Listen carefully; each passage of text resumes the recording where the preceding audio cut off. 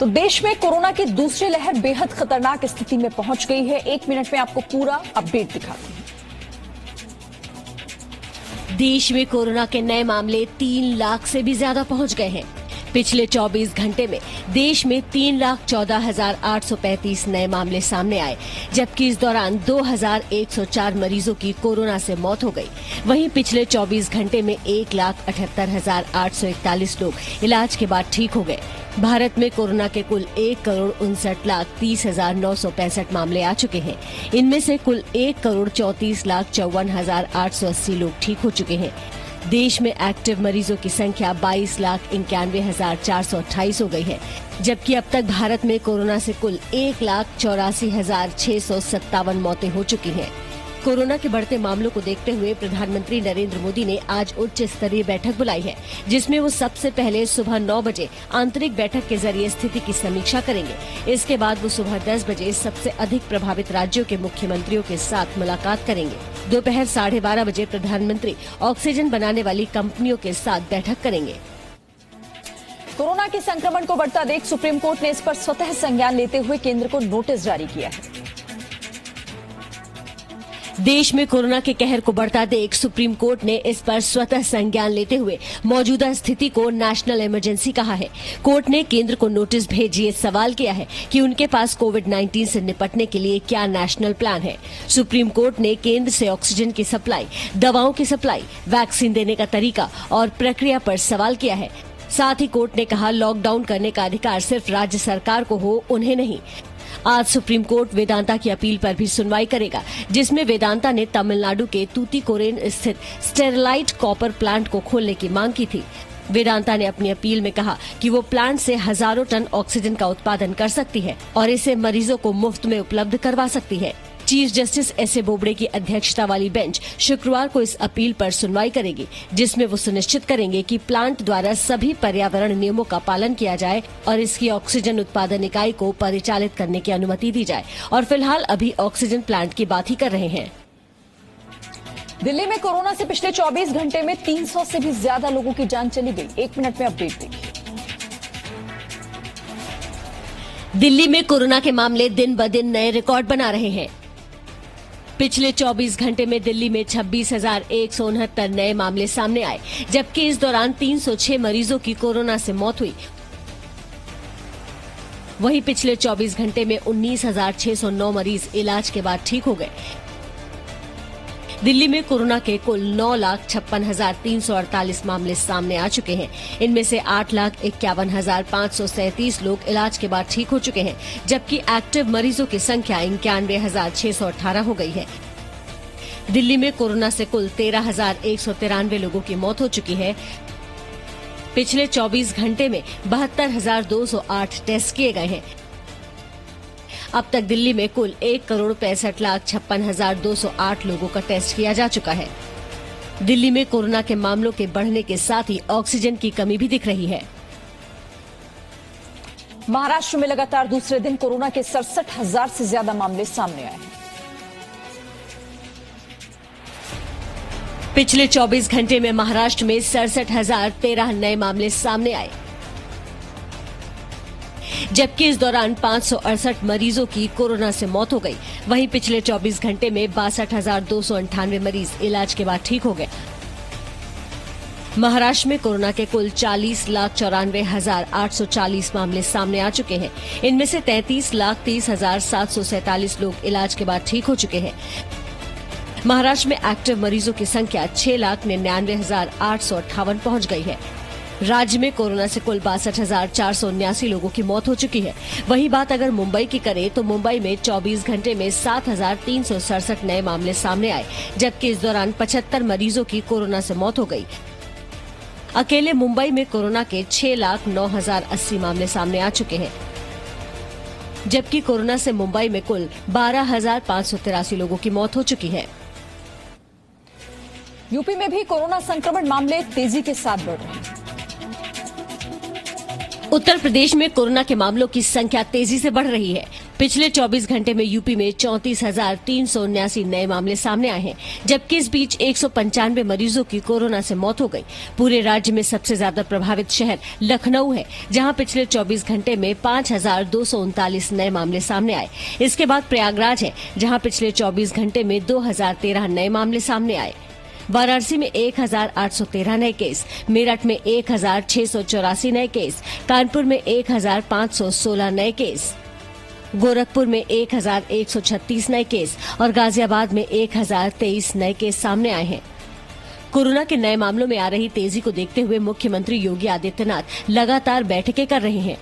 गुरुवार को उन्होंने कोविड के लिए गठित विशेष टीम, पुलिस प्रशासन के अधिकारियों के साथ वीडियो कॉन्फ्रेंसिंग के माध्यम से बात की। इस बीच उन्होंने सख्त निर्देश दिए कि अनावश्यक भय का माहौल बनाने वालों और अफवाह फैलाने वालों पर कठोर कार्रवाई की जाए। यूपी में कोरोना के बढ़ने के साथ ही ऑक्सीजन की कमी होने की तस्वीरें भी सामने आ रही हैं। ऑक्सीजन सिलेंडर के लिए लोगों की भीड़ का ये दृश्य यूपी के सीतापुर का है। यहाँ ऑक्सीजन सिलेंडर की एक गाड़ी आई और लोगों की भीड़ लग गई, लेकिन ऑक्सीजन सिलेंडर वितरित करने वालों ने साफ कह दिया कि कोरोना पॉजिटिव रिपोर्ट लाने वालों को ही सिलेंडर दिया जाएगा। स्थिति कुछ ऐसी खराब हुई कि खुद एसडीएम को मौके पर आना पड़ा। अब बहराइच की तस्वीर भी देख लीजिए, जहां एक बच्चों के डॉक्टर सीएमओ के सामने ऑक्सीजन सिलेंडर देने के लिए गिड़गिड़ा रहे हैं। बहराइच का स्वास्थ्य महकमा एक निजी डॉक्टर को किस तरह दौड़ा रहा है, आप भी देखिए। जाते जाते सीएमओ साहब ने ये भी बता दिया कि ऑक्सीजन की कमी पूरे यूपी में है।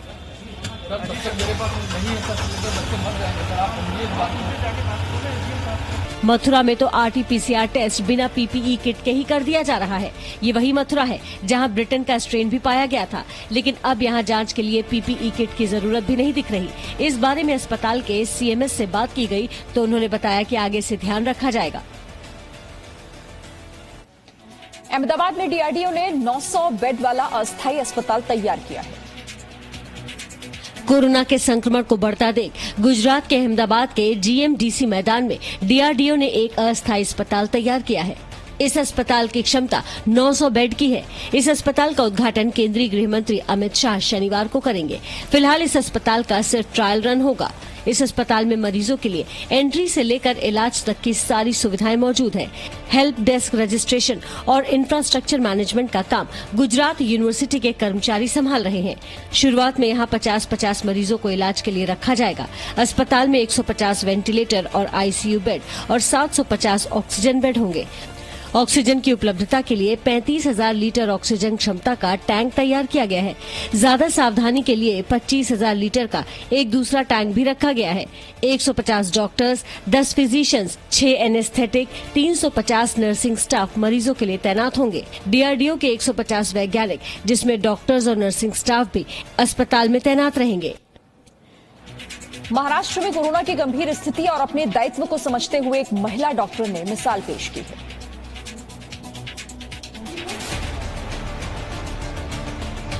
मरीजों का इलाज कर रही ये डॉक्टर प्रज्ञा है। इन्होंने देश पर बढ़ रहे कोरोना के बोझ को हल्का करने के लिए नायाब मिसाल पेश की है।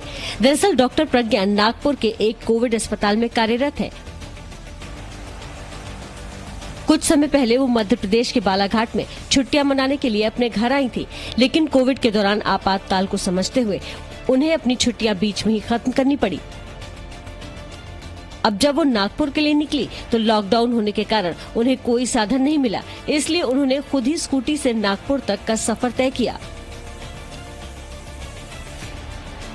कोरोना के बहुत सारे केसेस बढ़ने के कारण मुझे हॉस्पिटल से बहुत कॉल आ रहे थे और मेरे पास कुछ साधन नहीं था, तो मैं स्कूटी से नागपुर आई और हाँ, काफ़ी दिक्कत तो हुई आने में, क्योंकि मेरे पास सामान बहुत था और मेरा उद्देश्य यही था कि मेरी पढ़ाई मेरे जीवन में काम आ रही।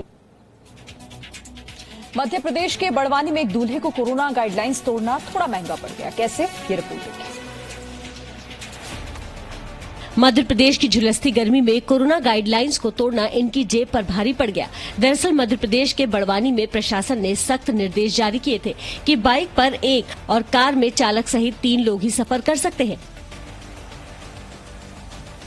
मगर शादी की खुशी में दूल्हे राजा सब भूल गए और कार में 5 लोगों को बैठा लिया। इसके बाद प्रशासन ने इनका 1500 रुपए का चालान काट दिया। प्रशासन ने सख्ती दिखाते हुए पीछे से आ रही बारात की 2 और गाड़ियों का भी 1500 का चालान काटा। कोविड गाइडलाइन का पालन नहीं कर रहे, उसके बाद भी हम कुछ लोगों को जो पालन नहीं कर उनके विरुद्ध कार्रवाई कर रहे हैं।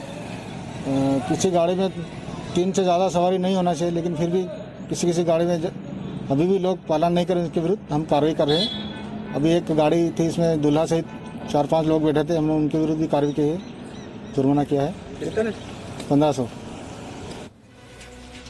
हरियाणा के जींद में चोर ने कोरोना की स्थिति को देखते हुए चोरी की हुई वैक्सीन वापस कर दी।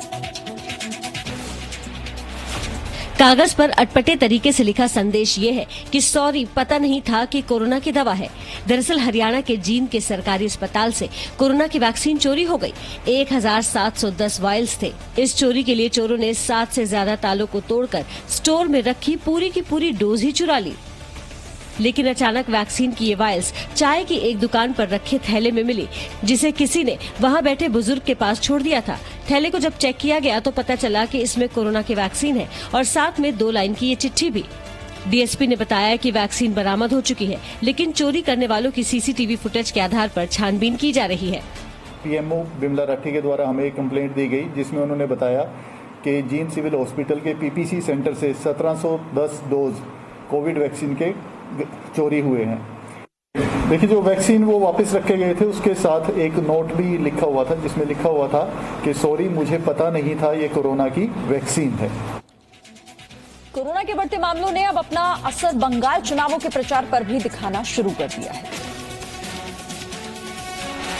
पश्चिम बंगाल में चुनाव के बीच कोरोना के मामले भी तेजी से बढ़े हैं। ऐसे में चुनाव आयोग ने सख्त रुख अपनाते हुए राजनीतिक पार्टियों को निर्देश जारी किया है।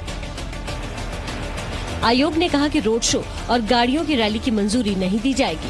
साथ ही आयोग ने जनसभा में 500 से ज्यादा लोगों के इकट्ठा होने पर भी रोक लगा दी है। आयोग के निर्देश को देखते हुए प्रधानमंत्री नरेंद्र मोदी ने अपना प्रस्तावित चुनावी दौरा रद्द कर दिया है। बंगाल में बाकी चरणों के लिए प्रधानमंत्री ने 4 जिलों और 56 विधानसभा क्षेत्रों में 4 जनसभाओं का कार्यक्रम बनाया था। लेकिन अब प्रधानमंत्री बंगाल में चुनाव प्रचार के लिए वर्चुअल रैली करेंगे। बंगाल की मुख्यमंत्री ममता बनर्जी ने भी आयोग के निर्देशों के बाद एक ट्वीट कर बताया कि उन्होंने कोरोना के मामलों को देखते हुए सभी निर्धारित बैठकों को रद्द कर दिया। साथ ही ममता बनर्जी ने ट्वीट में कहा कि वो अब वर्चुअल रैलियां करेंगी, जिसके बारे में जल्द ही जानकारी दे दी जाएगी।